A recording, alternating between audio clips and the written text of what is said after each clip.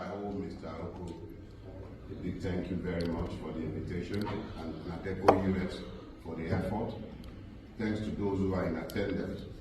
I was given the privilege of speaking to something that has been on my mind for some time, but I believe it is very important for the location of this discussion today. And I picked Nigeria, its democracy, and the subjectification of truth. Nigeria does not, I'm known for my definitions. I'm not defining. If I'm going to talk to a subject, I want to define it first. And there are three key components to what I have chosen. Nigeria, democracy, and then the subjectification of truth. Nigeria does not require any definition anymore. It's a blessed land, ruined by horrible ruiners who pretend to be rulers. It would be bad enough if what we have in Nigeria are rulers. That would be bad enough. Rulers exist in time. They focus on preservation of power, and they are rarely burdened or bridled by vision. They are content with surviving in power. That is what rulers do. Leaders, on the other hand, are bridled by vision. So they see beyond their lifetime, and they are constrained by their vision in the choices that they would make. Unfortunately for my country, as blessed as it has been cursed by ruiners, never been blessed with leadership. That is Nigeria properly defined. It's democracy, and that will lead me to the third part of what I want to talk about, the subjectification of truth. How do you subjectify truth?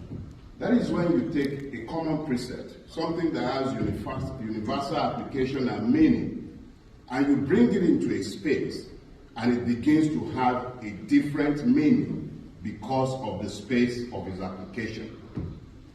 That is the situation with Nigerian democracy, because you actually have to Nigerianize what we have before you might call it a democracy.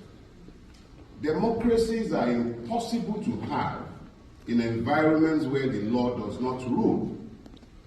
Citizenship is impossible to uphold in environments devoid of the rule of law. Nigeria is one such environment. In the absence of the rule of law, Nigeria is ruled by impunity. And that is why you would have situations where INEC would publish guidelines flowing from the Constitution, and it will proceed to do the exact opposite of what it had promised to do. But that is for the Nigerian audience.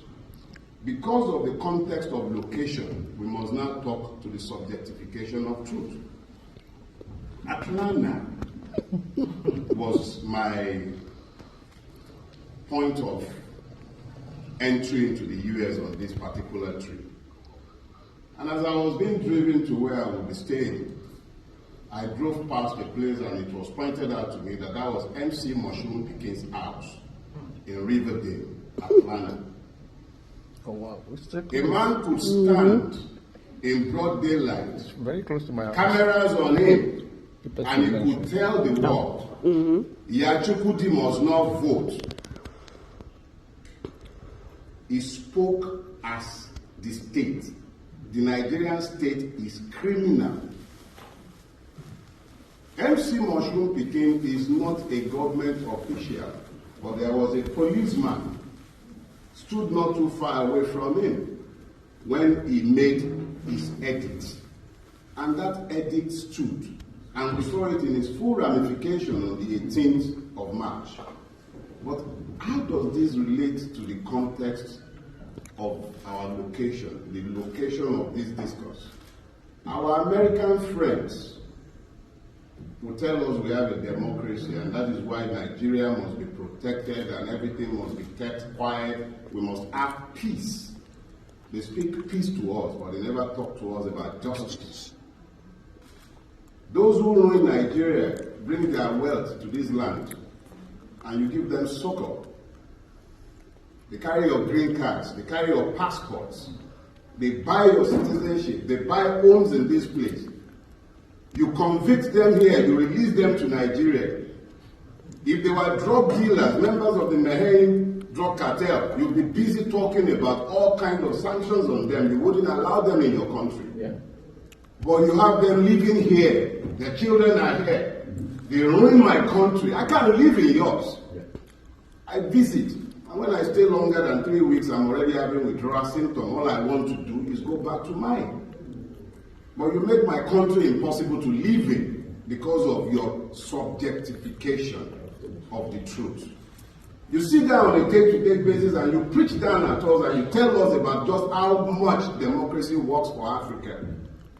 But you do everything to undermine our democracy because you give succor to criminals in your cities. I can't open a bank account in America because I'm a Nigerian, but the crooks ruining my country put their monies in your accounts. Mm-hmm. I can't open an account. The only crime is that I'm a Nigerian. A drug-indicted criminal is about to become the president of my country, and you, Americans, are the ones normalizing the insanity. When I speak to the subjectification of truth, it sounds sometimes like, actually it's another word for hypocrisy. The hypocrisy of the Western world, particularly you continue to preach democracy, accountability, rule of law, and the rest to us. Yeah. Your hypocrisy stinks. Correct. I'll show you. A couple of years ago, 3 years now actually, there was a massacre in Lagos State, at the Lekki toll gate to be specific. The West has its highs all over our country. You got your highs in the sky, you're everywhere. We know. You saw what happened. What did the West ever say? I'll tell you. There was a debate in the British Parliament. A certain gentleman, I believe his name is Hart, and he spoke blithely about how when Gowon relocated to the UK, he went to the UK with half of Nigeria's treasury. Well, I'll tell you something. In my tradition, we have a proverb. The thief does not do as much harm as the receiver of the stolen goods. The West has been the net receiver of our stolen commonwealth. Correct. You have helped to normalize the madness that has overtaken my country. Without you, we will not be in the mess we are in. Correct. That's right. When Gowon took the wealth of Nigeria, where did he take it to? Took it to Britain, brought some of it to America, and it is the same. Gowon is merely a type. Every last two-bit criminal who has occupied public office in my country has one form of entry into this country or others like it behind the veneer of Christian correctness. You sit there and you legitimize evil in my own country. I'll tell you another one. A British general was recalled from retirement, and I believe he was sent to jail in addition to being recalled from retirement and dismissed from the army. What was his offense? He claimed about £50,000 more than he was entitled to in child education benefit. That was what this general did.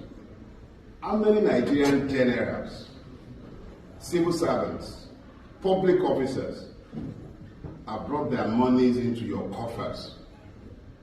So please, friends owe their friends the truth.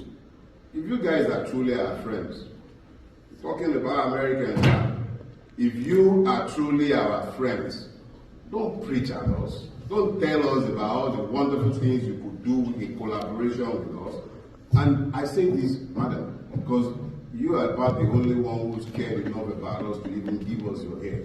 The fact is, I'm not talking to you as a person. I'm speaking to America as a country, its people, and the institutions that govern this country. The truth of the matter is that you have all these, your wonderful Magnitsky Acts and all of that. Use it to go after the criminals ruining our country. I'm not coming to your country on exile. We don't want your exile. Friends tell friends the truth. Tell us the truth and stop multi-courting the criminals ruining our country. Thank you very much. Stop subject.